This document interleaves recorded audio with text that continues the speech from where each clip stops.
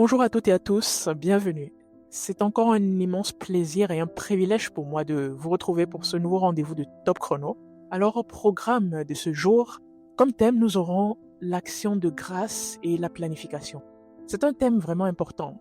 Non pas que les thèmes précédents que nous avons vus ensemble ne le soient pas, non. Mais en fait, c'est un thème important dans la mesure où nous avons tendance à penser au quotidien que quand des périodes difficiles arrivent, nous n'avons aucun motif d'action de grâce. Et donc, nous nous vautrons alors dans une attitude de déprime, de déception et parfois même de lamentation. Mais en fait, ce n'est pas exactement ça la bonne attitude à adopter. Et nous verrons ensemble dans quelques secondes pourquoi. Dans la deuxième partie de notre émission, nous regarderons ensemble l'importance de la planification, comment procéder concrètement pour planifier. C'est bien beau d'avoir découvert son appel, c'est bien beau d'avoir découvert sa destinée, c'est bien beau que Dieu nous ait parlé, nous ait révélé le plan immense qu'il a pour nous. Mais une fois que cela est fait concrètement, comment implémenter tout cela pour que ce soit manifeste, pour que ce soit tangible dans notre vie, dans notre quotidien. Dans quelques secondes, c'est parti, restons concentrés. Comme annoncé en introduction de notre émission, la première partie est consacrée à l'action de grâce. Pour commencer, l'action de grâce, concrètement, c'est quoi? Pour faire simple, l'action de grâce peut se définir comme remercier Dieu pour ses bienfaits. Il s'agit de remercier Dieu pour les choses qu'il a rendues disponibles dans notre vie, aussi bien des choses matérielles que des choses immatérielles, c'est-à-dire des choses qu'on peut toucher, des choses physiques, mais pas que, également même pour des choses qu'on ne peut pas toucher. Par exemple, la santé, la vie, la paix parce que la paix même, la paix mentale, j'ai envie de dire, la paix morale, la paix dans notre esprit, c'est une richesse. Beaucoup de gens sont tourmentés dans leur fort intérieur, donc la paix également, c'est une richesse. Comme je le disais, l'action de grâce, pour faire court, c'est remercier Dieu pour ses bienfaits. Cependant, récemment, le Saint-Esprit a attiré mon attention sur un élément crucial, c'est que l'action de grâce, nous avons tendance à nous concentrer sur les choses positives qui nous sont arrivées ou qui nous arrivent au quotidien. Si bien que pendant les périodes de défis, pendant les périodes d'épreuves, les périodes de tribulation, nous avons tendance à penser que nous n'avons aucun motif d'action de grâce. Mais vraiment, c'est une erreur de notre part. Et je m'en suis rendu compte très récemment, de manière apparente et évidente. Et je vous j'invite chacun de nous, en toute humilité, à développer la capacité à remercier Dieu également pour même des situations difficiles qui se sont présentées. Pourquoi? Pour la raison simple que la vie, c'est pas une ligne droite. Une vie, c'est pas une ligne droite. Une vie, elle est parsemée d'embûches. Il y a des hauts et des bas, il y a des obstacles, il y a des moments de rire, il y a des moments de joie. Mais la réalité, même si elle est souvent difficile à accepter, difficile à intégrer dans nos esprits, c'est que même ces moments difficiles, ces moments d'épreuve en fait, souvent, pas toujours, mais souvent, ils font partie du plan de Dieu. Je m'explique. Dans les temps d'épreuve, c'est là que notre mental, notre caractère se forme. C'est dans ces périodes que notre caractère se renforce, c'est dans ces périodes que notre caractère s'affirme, que notre personnalité s'affirme. Et l'expérience a montré, en observant la vie de manière générale, que les personnes qui ont une vie trop facile, très linéaire, en général, au moindre défi, sont vraiment secouées. Vraiment secouées, mais encore plus secouées que les autres personnes qui ont eu à rencontrer des situations difficiles. Pourquoi? Parce que quand vous n'avez pas l'habitude d'être confronté à certains types de situations, vous avez tendance à penser que la vie, c'est un long fleuve tranquille, que c'est une voie linéaire, que vous êtes sur une autoroute, que vous roulez avec votre voiture et que les choses se passeront toujours comme prévu parce que vous avez contrôlé tous les paramètres en amont. Mais non, la vie regorge de plein d'aléas.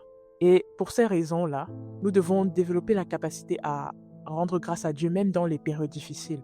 Ça nous permet de développer même une énergie spirituelle et même physique liée à l'action de grâce qui va nous donner la capacité de résister, de tenir face à l'adversité. Et même mentalement, psychologiquement, moralement, ça nous donne plus de décontraction dans le fait d'approcher les situations. Ce qui fait que face aux défis, en fait, on devient beaucoup plus armé, plus résistant. Et dans ces temps de formation-là, Dieu va, à travers les épreuves, forger notre caractère pour nous permettre de développer la personnalité pour accomplir l'appel qu'il nous a confié plus tard. Donc, en ce qui concerne la définition de l'action de grâce, c'était ce que nous pouvions dire. Et il est important également de comprendre que l'action de grâce peut se faire de différentes manières. L'action de grâce peut se faire à travers des prières, à travers des louanges, à travers même des mots bienveillants à l'endroit de Dieu ou à l'endroit des personnes qui nous entourent, et également avec des offrandes. Un élément important sur lequel je pense être nécessaire de rebondir et d'insister, c'est que l'action de grâce, ce sont des remerciements, c'est la manifestation de notre reconnaissance envers Dieu. Mais c'est une reconnaissance que nous exprimons à Dieu, mais nous pouvons l'exprimer à Dieu pour des éléments dont nous disposons ou pour des personnes, des choses dont nous disposons. Je m'explique. Admettons que Dieu fasse rentrer dans notre vie des personnes de qualité. Admettons que Dieu nous permette d'acquérir, je prends l'exemple, un terrain. Là, nous allons diriger nos actions de grâce vers Dieu pour le terrain que nous avons reçu, pour les connexions qu'il a faites entrer dans notre vie. Les motifs pour rendre grâce, vous l'aurez compris, sont donc assez divers. Ils sont vraiment beaucoup plus nombreux que nous pourrions l'imaginer en fait. Parce que nous avons tendance à penser que une fois que nous avons remercié Dieu pour le souffle de vie, d'être en vie, d'être en santé par exemple, ça s'arrête là, il n'y a plus rien d'autre à dire. Ou alors si nous avons conclu une bonne affaire qui nous a rapporté de l'argent, on va le remercier pour ça et puis ça s'arrête là. Mais non, c'est beaucoup plus large que ça.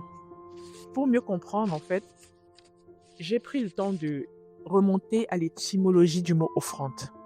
Le mot offrande vient du latin offerenda. Offerenda qui signifie chose à offrir. Offerenda même vient du verbe offere en latin qui signifie offrir ou présenter. L'offrande peut donc se définir comme quelque chose que l'on porte ou présente devant quelqu'un, souvent dans un contexte sacré ou religieux.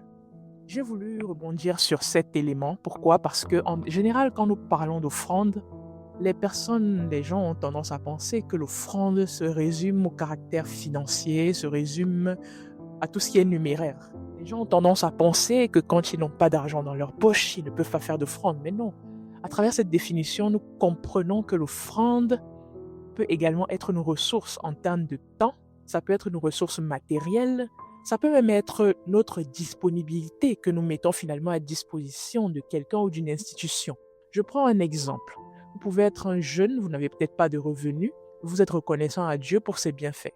Vous pouvez manifester votre reconnaissance à Dieu, par exemple, en décidant d'aider des jeunes du quartier qui ont certains besoins, peut-être des jeunes orphelins qui n'ont pas de quoi manger, peut-être aller aider à réviser quelques élèves du quartier qui ont des difficultés à l'école, mais qui n'ont pas les moyens de se payer des professeurs particuliers. Vous voyez, les moyens d'offrande sont vraiment variés. Ça peut même être de mettre son temps à disposition pour les autres. Aller peut-être dans une association bénévolement, participer à diverses activités. Ça peut également être même le fait de mettre son temps à disposition d'un serviteur de Dieu parce que peut-être Dieu vous l'a mis à cœur pour l'aider dans son travail. Vous pouvez observer au quotidien que autour de vous, il y a un serviteur de Dieu très dévoué, très engagé, mais peut-être qu'il est débordé dans certains domaines d'activité. Et vous vous dites, tiens, peut-être que cette activité-là, il pourrait la déléguer à quelqu'un, peut-être que je pourrais l'aider à faire telle activité. Comme ça lui laissera un peu plus de temps pour se consacrer à ses missions pastorales, ses fonctions pastorales. Donc, j'insiste sur cet élément parce que l'offrande, finalement, c'est quelque chose de très large. Et j'aimerais vraiment que nous sortions de la logique financière, de penser que tout se ramène à l'argent et que quand on n'a pas d'argent, on ne peut rien faire. Non, il y a un adage, comme vous le savez, qui dit la plus belle personne, la plus belle femme, la plus belle personne ne peut donner que ce qu'elle a. Quand vous n'avez pas d'argent, vous avez toujours autre chose que vous pouvez donner. Ça peut être votre temps, ça peut être votre sagesse, ça peut être vos connaissances. Peut-être que vous avez accumulé au fil du temps des connaissances dans un domaine qui peuvent aider d'autres personnes. Ça aussi, c'est une forme d'offrande. C'est une façon de dire à Dieu, Père, merci pour le don que tu m'as fait, merci pour ce que tu as fait dans ma vie. Je décide, je souhaite, pour te marquer cette reconnaissance, mettre mon temps et mon énergie à disposition pour aider d'autres. La deuxième partie de notre émission, donc, qui sera assez brève, est consacrée à la planification. Pourquoi la planification? Pour comprendre pourquoi la planification est importante, je vous invite à lire chez vous Habakkuk, chapitre 2, verset 2. Donc, je vais lire dans la version Martin, en français. « Et l'Éternel m'a répondu et m'a dit, écris la vision et l'exprime lisiblement sur des tablettes afin qu'on la lise couramment. Une deuxième version dans la Bible en français courant dit « Le Seigneur me répondit ainsi. Écris ce que je te révèle, grave-le sur des tablettes de telle sorte qu'on puisse le lire clairement. » En fait, chers auditeurs, la planification est quelque chose de fondamental. Peu importe les idées les plus grandioses que vous pouvez avoir, la destinée la plus glorieuse, la plus immense que Dieu peut vous avoir révélée, tant que vous n'implémentez pas avec l'aide du Saint-Esprit une stratégie concrète, ça sera difficile que tout cela voie le jour. Vous voyez qu'ici, Dieu s'adresse au prophète Habakkuk et il lui demande d'écrire la vision qu'il lui a révélée afin qu'on la lise couramment. À cet effet, j'ai mis à votre disposition un document à titre indicatif. C'est pour vous guider, pour ceux qui souhaiteront. Ce n'est pas une feuille de route obligatoire, mais c'était juste pour vous mettre à disposition une ébauche d'un document pour que vous puissiez avoir une idée de comment structurer vos objectifs par catégorie. L'idée, en fait, c'est d'avoir dans les grandes lignes quels sont vos objectifs de l'année et de les répartir, en fait, en vous disant, par exemple, durant le premier trimestre 2025 ou de je ne sais pas quelle année, je me fixe comme objectif d'atteindre tel point. Durant le deuxième trimestre, le troisième trimestre, le quatrième trimestre, voilà mes objectifs. Vos objectifs ne sont pas obligés d'être détaillés, millimétrés au jour près ou au mois près, à la semaine près.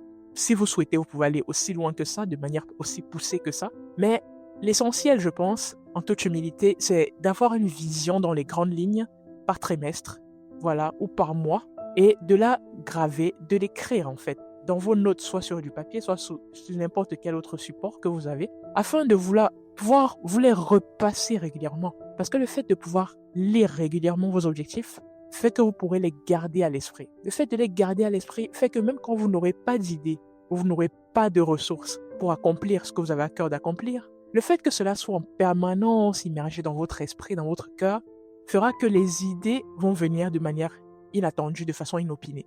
Quand vous vous attendrez le moins, une idée surgira dans votre fort intérieur pour vous dire « Tiens, par rapport à cet objectif-là, prends cette direction, fais comme ça, pose telle action. » Chers auditeurs, chères auditrices, nous arrivons au terme de notre émission. J'espère que ces quelques explications sur la notion d'action de grâce et la notion de planification vont t'aider à comprendre de manière un peu plus claire et plus simple ce que c'est, l'objectif restant bien sûr d'implémenter ces actions au quotidien. Je vous remercie une fois de plus pour votre attention, pour le temps que vous m'avez consacré et je vous donne rendez-vous pour notre prochain épisode de Top Chrono. C'est encore moi, Sonia Béguide, de la part de notre Dieu pour vous servir. Demeurez richement bénis et à bientôt. Avant de refermer définitivement la page de cet épisode, 2 sujets de prière. Le premier concerne le thème que nous avons vu aujourd'hui et le deuxième concerne l'appel au salut pour ceux qui souhaitent accepter Jésus-Christ dans leur vie. Père, nous te remercions infiniment pour cette opportunité une fois encore de passer du temps dans ta présence sur ce sujet qu'est l'action de grâce et la planification. Merci parce que toi qui connais mieux la vie des uns et des autres, la vie de mon frère et de ma sœur qui m'écoutent, peut-être à l'autre bout du monde, mieux que moi, toi-même tu sais mieux que moi quels sont les défis des uns et des autres. Toi-même tu sais mieux que moi quels sont les obstacles et les difficultés que nous pouvons rencontrer, peu importe le domaine de notre vie.